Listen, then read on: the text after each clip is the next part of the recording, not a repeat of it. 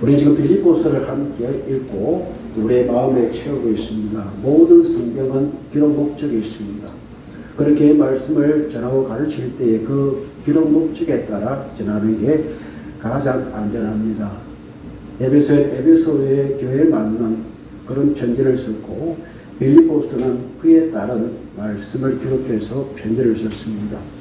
그리고 우리가 말씀을 묵상할 때에 또 설교를 할 때에 항상 여러분이 알고 계시라 생각을 합니다. 앞에 있는 말씀 어떤 말씀인가를 먼저 밝혀드리고 이제 그의 문맥에 맞는 말씀을 항상 가르쳐왔고 또 함께 해왔고 수요 예배도 마찬가지입니다. 1절에 한 번씩 만나는 말씀이지만 앞절에 어떤 말씀이 있는가에 대해서 그 문맥에 따라 이 말씀을 해석해 이렇게 해왔습니다. 성경의 기록 원리 또 말씀의 원리 그에 따른 어떻게 해석해야 될지 어떻게 적용해야 할지를 분명히 알고 여러분도 말씀을 받으시면 그 말씀 왜곡되지 아니하고 이렇게 우리에게 말씀하셨구나라는 그런 마음으로 말씀을 대할 수 있고 그 말씀으로 살아갈 수가 있습니다. 이것저것 다 떼어놓고 그 말씀만 떼어놓고 전하면은 말씀이 왜곡될 때가 참 많이 있고 그것은 한 개인의 어떤 목적 이루기 위한 수단으로 활용되기 쉽기 때문에 말씀을 받을 때에는 그 말씀이 과연 무엇을 우리에게 주시고자 하셨던 말씀인가 그에 대해 영적으로 분별할 수 있는 분별력을 가지는 여러분과 제가 되길 축복합니다. 그걸 위해서 목사가 세워졌고 또 목사는 거기에 충실해서 주의 말씀을 우리가 함께 해석해 가야 합니다. 오늘 우리가 2장 12절에서 18절까지 말씀입니다. 우리 지난주 1절에서 11절까지 말씀을 함께 받았습니다. 그 내용이 무엇이었죠? 그리스도 예수의 마음을 품으라 했잖아요. 예수의 마음을 품는 것이다 라고 말씀을 하셨습니다. 이제 하나님께서 빌립보 교회에 편지를 설계하시면서 그리스도의 마음을 품은 자로서의 어떤 이제 그 연합, 어떤 것으로 하나님을 기쁘시게 할까라는 이런 거룩한 고민을 하라고 주님께서 말씀을 하십니다. 자, 12절에서 18절까지 말씀은 총 3개의 이제 주제로서 말씀드릴 수가 있습니다. 이걸 통해서 우리는 부르고 떨리는 마음으로 하나님의 구원을 이루라라는 말씀으로 주제를 삼을 수가 있고 두 번째로는 우리의 마음에 두신 하나님의 소원이라는 또 그런 주제로 설교를 할 수가 있습니다. 또 내가 기뻐하고 너희도 함께 기뻐하자라는 이런 말씀이 있는데 교회가 가져야 될 기본적인 기쁨은 무엇인가에 대해서 또 주제로 삼아 말씀을 전할 수가 있습니다. 저는 이 3가지를 다 생각해 보았는데 그 가운데 오늘 마지막 절 18절 말씀 보면은 너희도 기뻐하고 나와 함께 기뻐하라. 그래서 바울이 기뻐해야 되는데 그것이 나의 기쁨, 너희의 기쁨, 또 나가서 하나님의 기쁨 되어져야 된다. 그렇게 교회가 기쁨을 추구해야 될 기쁨은 하나님의 기쁨이고 그 위에서 어떤 요소가 따라야 하는지를 우리는 본문의 말씀에서 함께 알아야 됩니다. 하나님 우리에게 주신 기쁨이 무엇일까요? 라는 질문을 던져본다면 쉽게 생각할 수 없을 겁니다. 그러나 본문에 보면은 하나님을 기뻐할 이유, 하나님이 우리에게 주신 그 기쁨, 우리가 함께 기뻐해야 될 요소에 대해서 10절 말씀을 먼저 읽어보겠습니다. 그러므로 나의 사랑하는 자들아 너희가 나 있을 때뿐 아니라 또 지금 나 없을 때에도 항상 복종하여 두렵고 떨림으로 너희 구원을 이루라라는 말씀입니다. 여기 주제는 무엇입니까?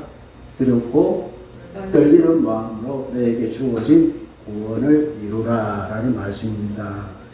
말씀을 다시 한번 묵상해 보면은 사랑하는 자들아라는 표현을 쓰고 있습니다. 빌립보 교회의 성도에 대해서 바울은 사랑한다는 고백을 하고 있습니다. 예수님께서도 사람에 대할 때 특히 네가 나를 사랑하느냐 이 말의 의미 가운데 가장 중요한 것은 내가 베드로들을 사랑한다는 그런 의미가 포함되어 있는 것입니다. 우리는 하나님의 사랑의 관계입니다. 그 사랑으로 우리는 교회가 되어졌고 여기 한세교회에서 그리스도의 사랑을 이루는 관계가 우리의 관계입니다. 그래서 교회의 중심은 사랑입니다. 하나님의 사랑입니다. 그 사랑을 서로 나누는 관계가 바로 교회인데 바울은 그것을 명확하게 명시하고 있습니다. 사랑하는 자들아라고 우리는 사랑받는 자고 또 그리스도의 사랑으로 서로 사랑해야 한다는 그런 소명을 가진 자가 곧 교회요. 그 당시에 이 편지를 받는 빌립보 사람들이었습니다. 먼저 요구합니다. 지금 바울은 어디에 있어요? 감옥 안에 있습니다. 그와 함께 하지 않고 있습니다. 그렇기에 내가 있을 때나 내가 지금 없을 때나 여러분 교회 사역을 목사한다지만 그러나 그 중심에 하나님이 계십니다. 저나 여러분이나 함께 우리의 마음의 중심은 예수님이십니다. 하나님이십니다. 우리는 어떤 사람의 말에 복종하는 것이 분명히 아닙니다. 누구의 말에 순종하고 살아갑니까? 하나님의 말씀에 순종하고 살아갑니다. 누가 있든 없든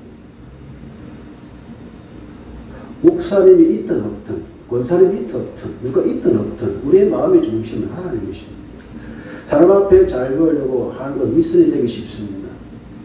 그렇게 사람 앞에 자기의 어떤 믿음과 의를 드러내고자 하는 이들에 대해서 예수님께서는 너희들은 누구보다 못하다? 그 당시에 가장 세리보다 못하다라고 말씀을 하셨습니다. 세리는 정말로 내가 하나님 앞에 정말 나올 수 있는 부족하고 참 못된 죄인입니다 라고 기도했지만 바리새인들은 뭐라고 기도했습니까? 하나님 내가 이 정도 한 사람입니다.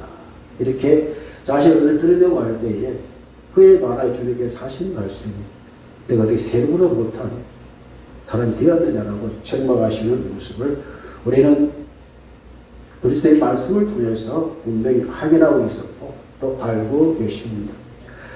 그렇게 있든 없든 우리의 삶의 중심은 주님의 말씀이기 때문에 항상 어떻게 하라고 합니까? 복종해라. 이 복종의 뜻이 히파코라는 게 듣는다는 말에서 나옵니다. 그래서 항상 복종해라. 시도 때도 없이 어떤 상황이든 주의 말씀에 복종해라. 이 말은 들으라는 것입니다. 말씀에 듣고 순종하는 것이 청종입니다. 사무엘이 주여 내게 말씀하옵소서 내가 듣겠나이다. 이런 마음으로 주의 말씀을 들어야 역사가 나타날 수 있습니다. 지금 우리가 주의 말씀을 받고 있습니다. 비록 한 사람 목사가 말씀을 선포하지만은 그 교회는 누가 역사하십니까? 하나님이 누구에게 나에게 하시는 말씀을 듣고 순종하시는 여러분 되시길 축복합니다. 어떻게 순종해야 합니까? 라는 말씀을 또 생각해 봐야 됩니다. 어떻게 해요? 두렵고 떨림으로 내 목을 이루라. 하나님의 말씀은 구원입니다. 그리스도의 겸손은 구원입니다. 그분의 겸손을 말미암아 하나님께서 그를 이름 높은 곳에 두셔가지고 모든 사람을 주라 신실하게 말씀하셨습니다. 이게 복음입니다. 이게 순종의 이유가 되는 것입니다. 우리의 구원을 이루어졌습니다. 그렇기에 우리는 계속 이 구원을 이루어가야 되고 나타내야 될 사명을 갖고 사는 존재가 여러분과 제가 되는 것입니다. 자 봅시다. 복종하여 어떻게 두렵고 떨림으로 두렵고는 포비아라고 하는데 심적인 상태를 말합니다. 자 우리가 이제 경건한 마음으로 할 때 먼저 어떤 경건이 필요할 때는 마음가짐부터 바로 잡잖아요. 이걸 오매무새를 연는다는 말이 있듯이 마음의 자세를 말합니다. 그러니까 우리 마음에는 주를 경외하는 마음, 이 마음의 자세가 참 중요합니다. 누구 앞에서?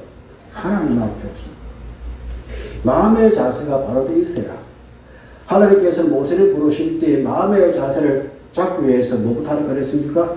내 신을 벗으라고 말씀을 하셨습니다. 신을 벗는 행위가 무엇입니까? 행위입니다. 하나님 거룩을 인정하는 행위. 그렇게 두렵고 무엇 다른 마음으로 떨리는 마음으로 이것은 무엇입니까? 떨림으로 두려움을 전율함. 여러분 사람이 두려운 마음이 들면 자기도 모르게 몸이 떨려요 안 떨려요? 떨리잖아요. 사시나무 들듯이. 그러니까 우리의 마음이 그렇다면 우리 행위도 적극적인 행위로 나타나야 될 것을 말씀을 하십니다. 이것으로 어떻게 하라고요? 너희의 구원을 이루라. 이루라는 말은요, 이제 카트를 가져와야 해가지고 이기다, 만들다, 중재하다. 중간에 뭐가 빠졌나요? 성취하라. 주께서 이루어내오신 그 구원을 계속 성취해 나가야 될 것을 말씀을 하십니다. 이런 구원 받으셨습니까? 구원의 증거를 나타내고 사실 축복합니다. 결국 우리는 예수 그리스도의 증거를 나타내는 사람들입니다. 그 구원의 증거를 두리껏 떨림으로 보여주는 사람이 곧 우리입니다. 교회가 되어져야 합니다. 이것이 우리가 나타나지 아니할 때 소금이 그 맛을 잃으면 어떻게 된다고요? 밖에 버려져서 사람의 발에 밟힐 뿐입니다. 하나님께서 아브라함을 부르셔서 널 축복하는 자에게 내가 축복을 주고 널 조전하는 자에게 조전을 하겠다 말씀을 하셨습니다. 그리고 우리 행위가 그만큼 중요하다는 것입니다. 축복받는 삶을 살면은 사람에게 축복받는 인정의 삶을 살면은 그들도 축복을 받습니다. 그러나 그렇지 아니할 때에는 어떻게 해요? 우리의 믿음의 행위가 주의 구원을 성취하는 삶을 살아야 되는데 그렇게 되지 못할 때에는 함께 저주받는 그 사람들로 만드는 사람이 곧 누구입니까? 우리가 된다는 말씀입니다. 그렇게 우리가 두렵고 떨리는 마음이 없이 어떻게 신앙생활을 이루어갈 수 있겠습니까? 이런 마음의 자세 없이 행위 없이 어떻게 주의 구원을 이루어서 밀국에게 원하는 이런 하나님의 기쁨을 나타낼 수가 있겠습니까? 우리의 마음을 치면서 한번 내가 과연 두려워하는 마음을 살고 있는지 떨림으로 하나님을 섬기며 그 구원을 이루고 있는지를 한번 마음 안에 깊이 새겨서 저렇게 기뻐하시는 삶을 살아가는 여러분과 제가 되길 축복합니다. 이루는 구원은 무엇입니까? 라고 질문을 하면은 우리 13절을 찾아보겠습니다. 너희 안에서 행하시는 이는 하나님이시니 자기의 기쁘신 뜻을 위하여 너에게 소원을 두고 행하게 하신다. 주께서 우리에게 주신 소원이 무엇입니까? 하나님의 구원입니다. 바울은 꿈이 없었습니다. 소원이 없었습니다. 이제 소원은 델로라고 하는데 이것은 바라다, 원하다, 하고자 하다, 좋아하다, 기뻐하다는 뜻을 다 가지고 있습니다. 우리의 소원은 기뻐하는 뜻이잖아요. 그 뜻을 누가 두셨다고요? 하나님의 은혜를 위하여 너희의 마음에 두신 소원이라고 말씀을 하셨습니다. 예수 믿고 소원을 바꾸셨나요? 그 소원을 누가 주실 건가요? 하나님이 주실 겁니다. 교회는 그 소원을 품고 살아야 됩니다. 여러분과 저는 그 소원을 품고 살아야 됩니다. 누가 그걸 행하게 하십니까? 하나님이 행하게 하신다고 말씀을 하십니다. 내 마음에 소원을 두시고 이루시는 분이 누구시라고요? 하나님이시라. 바울은 그 소원을 위하여 철저하게 낮아진 사람이 바울이었습니다. 그 낮은 소원이 지금 어떻게 되어 있습니까? 지금 감옥에 있습니다. 오늘 죽었지 내일 죽어도 이상하지 않는 그런 감옥 안에서의 마지막 편지를 빌립보교회에 편지하고 있는 것입니다. 그런데 내 마음의 소원을 두신 내가 가지고 있는 소원이 주께서 마음에 두신 소원인데 이걸 하기 위해서 조심해야 될 사항이 딱 한 가지가 있습니다. 무엇입니까? 모든 일을 어떻게 해요? 원망과 시비가 없이 하라. 원망은 무엇입니까? 역시 마음의 문제입니다. 원망이 원해 보니까 공기스모스라고 해요. 불평, 불만, 속삭임입니다. 이런 원망 생기면 사람에게 말하고 싶지 않아요. 네. 그렇죠. 저도 그랬어요. 말하고 싶어요. 말하면 어떻게 해요? 뒤에 시비가 무엇입니까? 디알로기스모스 해가지고 생각, 의견, 추론, 수고, 논의 그것까지 논의를 하는 겁니다. 내 원망이 남에게 전가되어가지고 그리고 이거 사람을 불러먹는 겁니다. 내 원망을 시비로 만드는 이 행위가 사람들이 가지는 가장 큰 강점이고 해야 하지 말아야 될 약점이 되는 것입니다. 오늘날 여러분 지금 모대는 대설이 되는데 야 사람이 저렇게 부족한 사람이 많을까? 사람의 입이 그렇게 험할까? 진짜 험한 사람 앞에도 우리가 선거를 해야 되는 그 형편입니다. 여러분 선거하는 것은 여러분의 신념입니다. 신앙으로 착각하지 마시길 바랍니다. 나의 정치의 신념으로 하는 것이 그걸 나의 신앙으로 생각해서는 안 됩니다. 신앙이 언제 필요합니까? 대선 끝나고 나서 어떤 결과에는 하는 조건을 인정하면서 이 나라가 바로 세워지기를 기도하는 것이 우리의 신앙입니다. 이게 우리에게 필요한 것입니다. 교회도 마찬가지 우리가 하나님의 소원을 두고 주의 일을 하는데 여기에 원망과 시비가 없게 하라. 교회에 원망이 있은들 그게 무슨 교회에 유익하겠습니까? 그걸 내 말로 표현하고 나타낼 때 수근거리고 그걸 이제 토론하고 이런 것들은 얼마나 주께서 기뻐하신 일이 되겠습니까? 그렇게 이제 사도 바울이 표현을 하면서 내 구원을 이루라. 어떤 마음으로? 두렵고 떨림으로 내 구원을 이루라고 말씀을 하죠. 그리고 이루기 위해서는 주께서 그 이루시는 하시는데 그것을 우리의 마음에 너의 마음에 소원으로 두셨다는 말씀을 하십니다. 이걸 위해서는 꼭 없애버려야 될 것이 있는데 원망과 시비가 없게 하라라고 말씀을 하십니다. 우리 한성교회는 원망이 없는 줄로 믿습니다. 시비 될 것이 없잖아요. 저에게 시비가 있으면 뭐가 있다는 겁니까? 원망이 출발했다는 것이죠. 저에게 원망이 계신 분들은 미리 말씀을 하십시오. 시비를 없애야 되니까.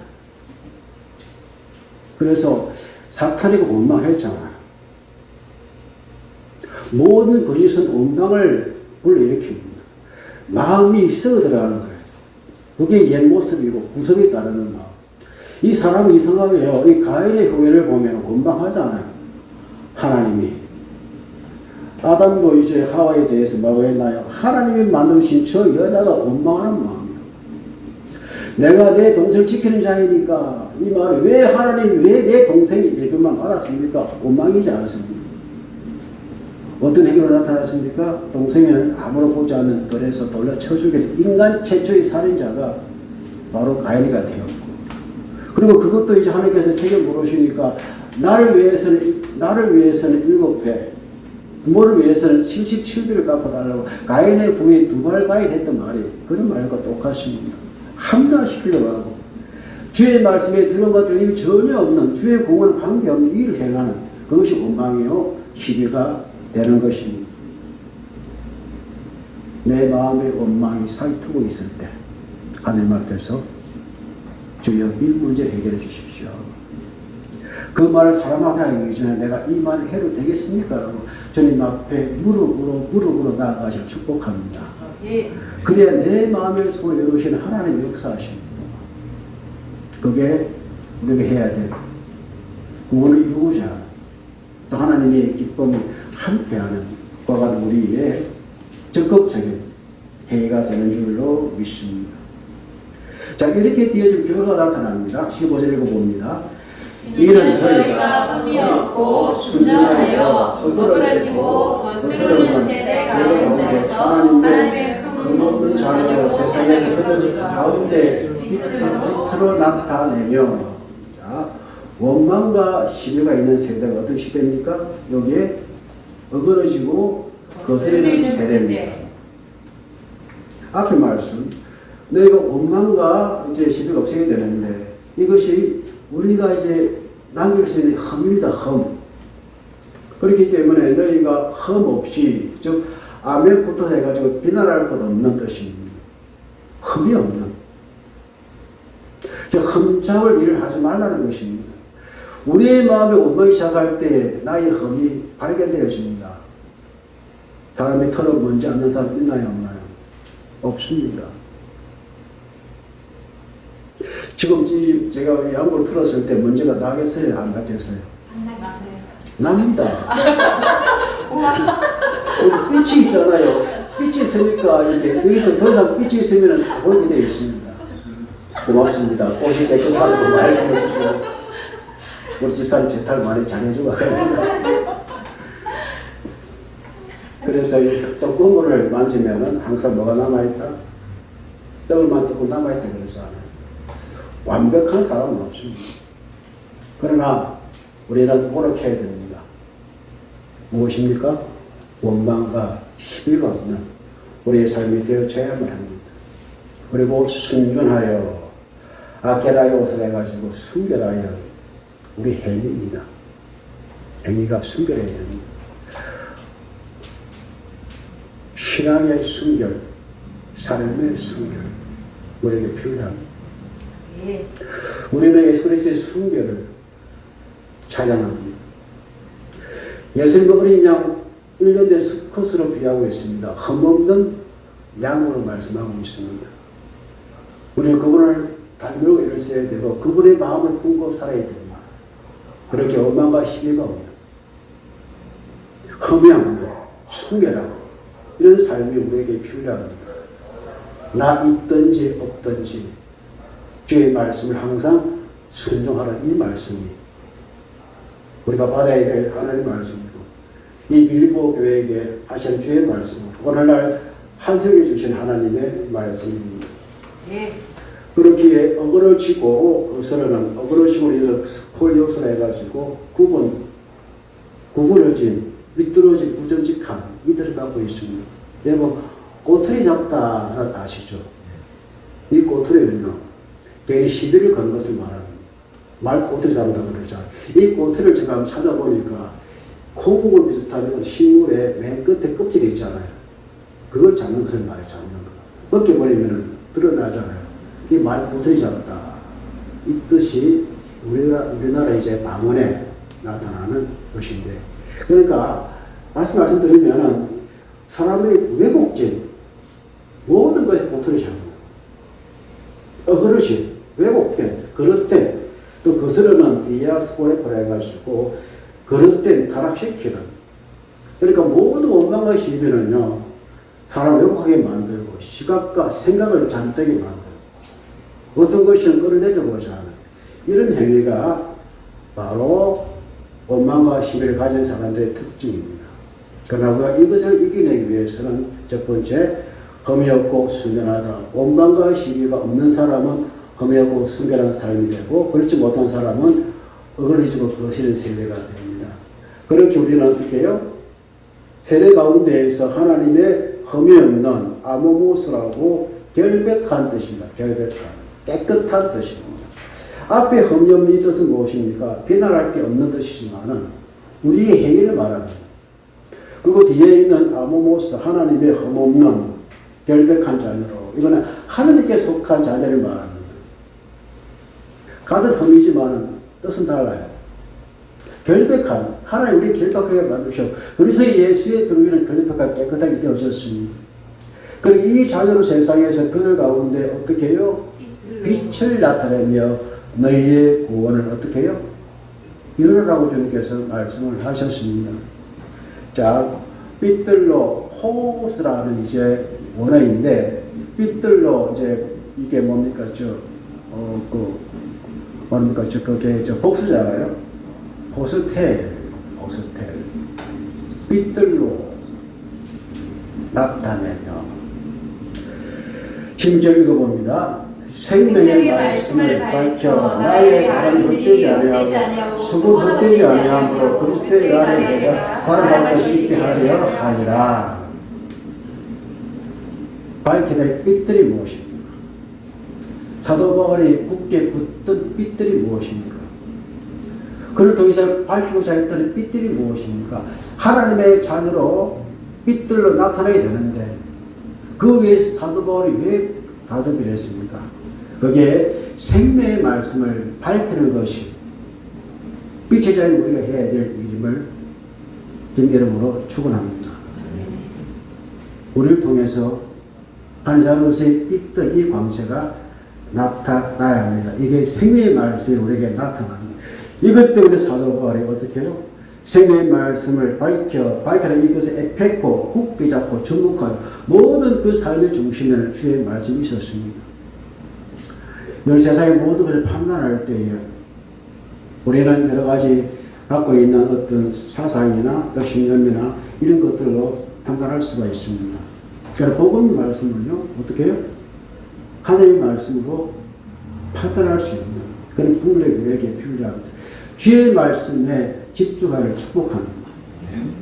그것을 판단하시면 우리의 삶에 주의 거룩하심이 나타날 수밖에 없습니다. 이게 당연한 우리의 삶입니다. 그러므로 나의 다른 일에 헛되이 아니하고 수고도 헛되이지 아니하므로 글쎄 나를 내가 자랑할 것이 있게 하리라. 빌립보교의 성도를 통해서 저희가 살아온 그 삶의 자랑이 되고 싶은, 이게 뭐 일반적으로 이렇게 뭐 정할 수 없지만 저의 자랑이 누구겠습니까? 그렇죠, 여러분. 목사의 자랑은 성도입니다. 여러분이 믿음 가운데 잘 쓰고 주의 교회 함께 기뻐함으로 헌신하고 이런 것들이 목사의 자랑입니다. 이거 엄청난 자랑이 있을 수가 없습니다. 그 자랑에 함께 동참하는 여러분과 제가 될 축복합니다. 네. 생명의 빛을 밝혀가는 우리이지 않습니다. 네. 그게 저희 수고의 여러분의 수고입니다. 그렇기에 17절 만일 너의 믿음의 재물과 승리니 내가 나를 전제로 드릴지라도 나는 기뻐하고 너의 무리와 함께 기뻐하리니. 사도 바울이 수고한 결과가 빌립보입니다. 그런데 빌립보는요, 사도 바울의 사역과 또 교회를 위하여 했던 두 가지 일이 있는데 무엇입니까? 너희의 믿음의 재물과 섬김을 말합니다. 너희의 믿음의 재물과 섬김. 내가 무엇으로?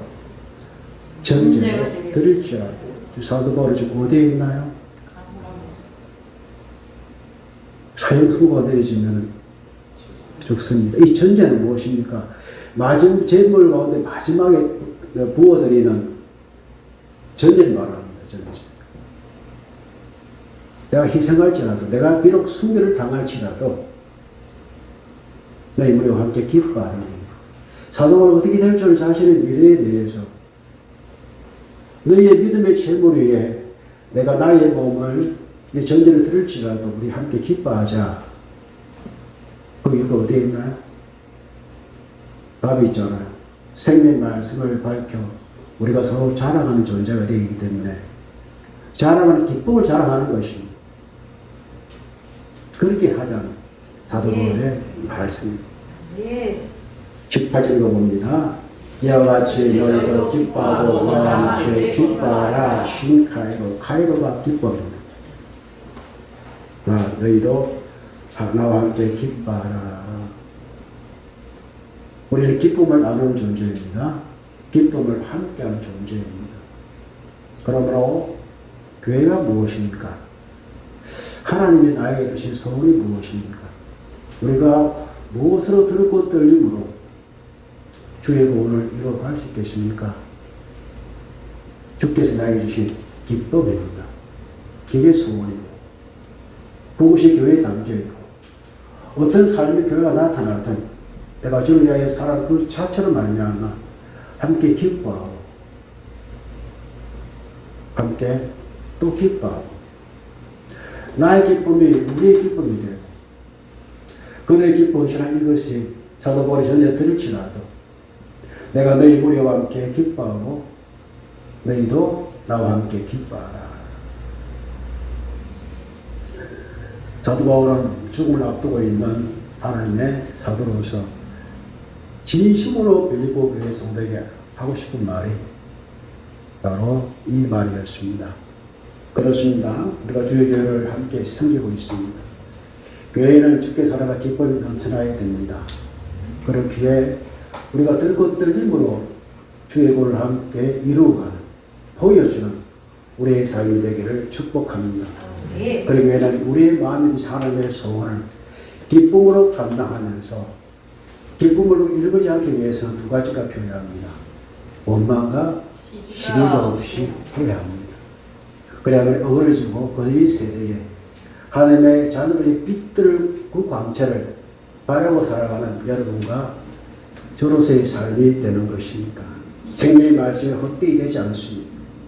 그렇게 사도 바울의 마지막 자기가 보험이 된다 할지라도 결국 주의 말씀이 나타났기 때문에 그것이 일곱의 성도나 또 바울에게나 기쁨이 된다는 사실을 말씀하고 있습니다.